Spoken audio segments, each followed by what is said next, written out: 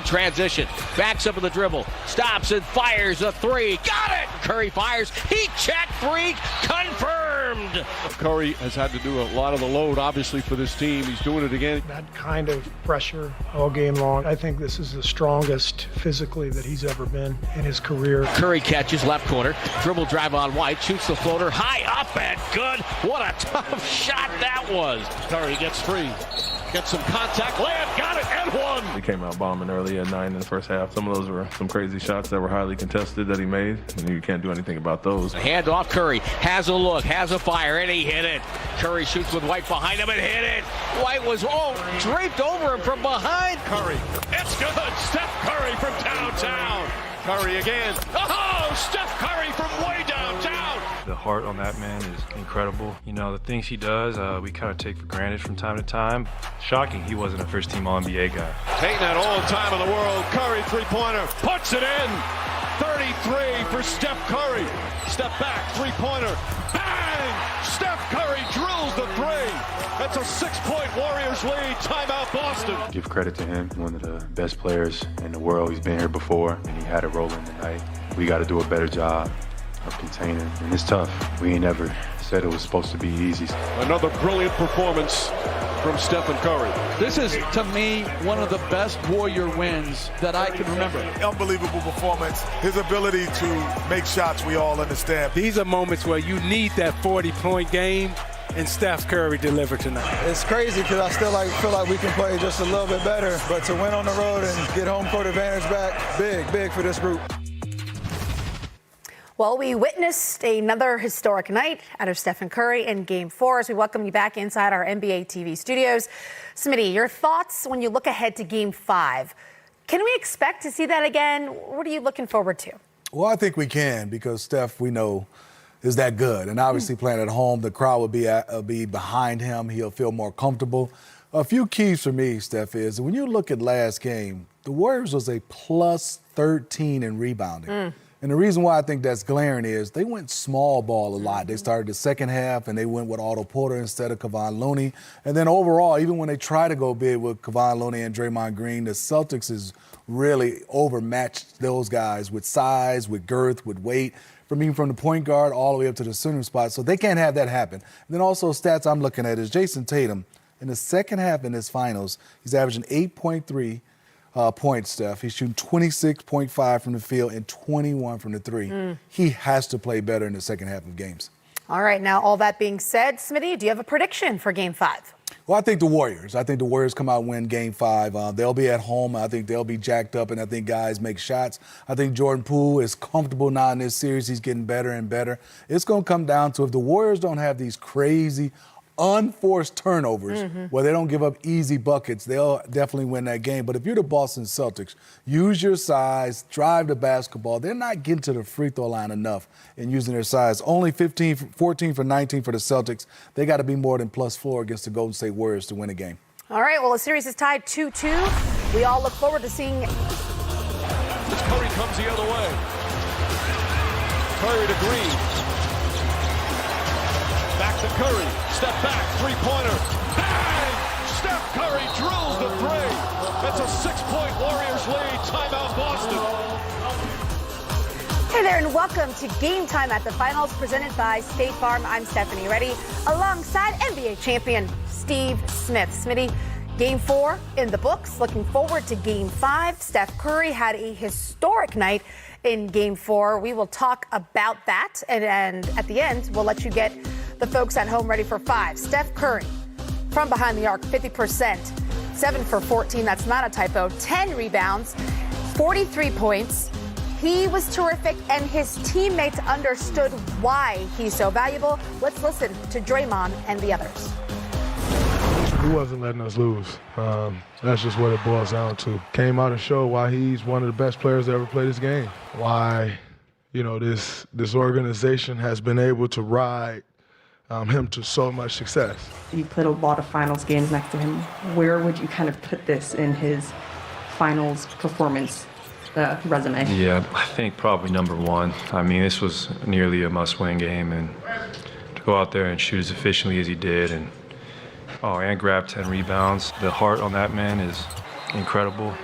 We just had to let everybody know that we were here, whether that's their crowd, their team, our team, whoever wants to see that energy and that fire. We feed off of that. You can want it so bad, you kind of get in your own way a little bit, and everybody feels a little bit of pressure, and it can go the opposite way. I wanted to try to leverage that in a positive direction for us. I don't rank my performances, though. Just win the game. Taking a look at his shot chart, Smitty, there's a lot of green. It is, and efficient, 14 for 26, and you said it best, 50% on 7 for 14, but we don't get a chance to see on this shot chart. Maybe we can add that as how close are the defenders were to Steph Curry, and we'll get a chance to watch it right here. They're doing a great job. Give the Boston Celtics. They had some lapses, but right here, staying connected, that's a nice pick. Al Horford needed to be up. That's a beautiful pick by Andrew Wiggins. On this play right here, you see he's playing a little coy. Look at Williams, Robert Williams. You got to come up. That little split second, but give Derek White a lot of credit. He was all over that shot. He still knocked it down. Then off the dribble, this is where he's got much better. Great pass out. Gary Payton II had a wide open shot, but he kept moving without the basketball. And this is the perfect play. Draymond catches it. Watch Steph.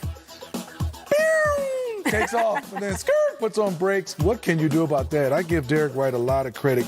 He is contesting. He's all over Steph, but the guy has 43 points, which I think you said it best. The threes we've seen, the points we've seen, 10 rebounds. Steph went in there rebounding the basketball, and what a finals he's having, averaging 34.3 on 50% field goal and also 49% from three.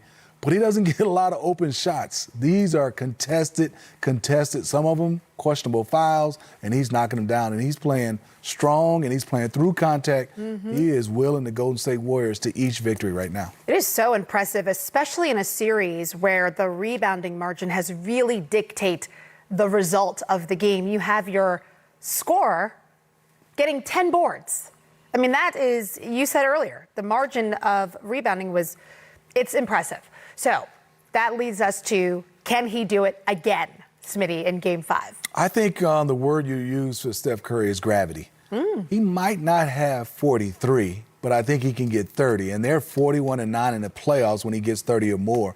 But the gravity he pulls with him will get Draymond Green a easy bucket. Will get Kevon Looney an easy bucket. And then now I think what the Boston Celtics have to be worried about, Klay Thompson, it looks more confident, he looks more healthy, and obviously he had a big-time fourth quarter to go along with Steph Curry.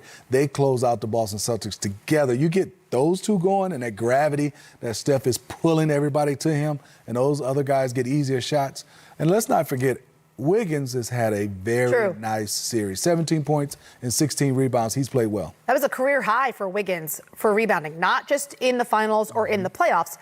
Regular season included, 16 rebounds, showing up when it's the most important.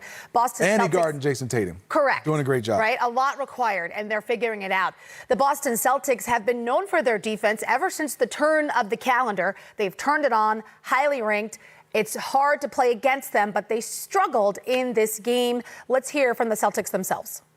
We just kind of got a little stagnant. Everybody just kind of standing around looking at whoever had the ball and try to no player movement, no ball movement. We just got to do a better job executing down the stretch. Every time we got a 5-6 point lead, it felt like we made some poor decisions. Not sure if we tried to pick on mismatches too much and got stalled out a little bit, but when we did run off-ball actions and got some movement, we got really good looks. A lot of times it felt like we were standing around unsure of who we were trying to go after, and led to those stalled out possessions.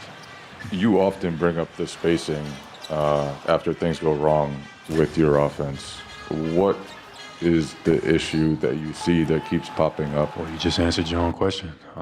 Spacing, when things go wrong, that tends to be, offensively, some of the things that we don't do well. We don't get space. We kind of don't take our time, and we kind of get a little bit sped up. And we just need to get more settled in those moments. No luck in the clutch. This is from Game 4. Remember, clutch time is the last 5 minutes of the game when the score is within 5 points. And it is stark, Smitty. I mean, not just 0 points, but 0 for 5, only 1 rebound. It's tough to win under those circumstances. It is, and I think when you watch the Boston Celtics, it comes down to just watching what in the clutch, and then the second half is what Jason Tatum is doing. I think also the offense of the Boston Celtics. You know, in wins and points in the paint, they're averaging about 43 points. In losses, they're averaging about 28 points. That's a difference of 15 points. I think for them, they settle too much with jump shots.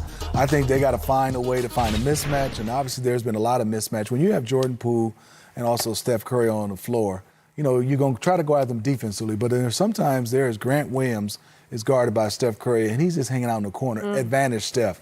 Some kind of way, you got to make him pay. You got to go post up or go, definitely if you're Grant Williams. Even from the corner, I know it's a long run. It's work. You got to go try to get the offensive rebound, make Steph have to box you out. Right. It's about 9 or 10 possessions, and especially in the clutch when Steph is on Grant Williams or a bigger person, they have to make him pay. Very interesting. I cannot wait to see what happens. I mean, we've seen several adjustments being made by both coaches. It is truly a chess game in the NBA Finals. We will talk more about Steph Curry and the wonder that he is, especially at his age, continuing to excel. We'll have a Game 5 preview. Smitty will give you his perspective. And speaking of Smitty, we're just going to work him to death tonight.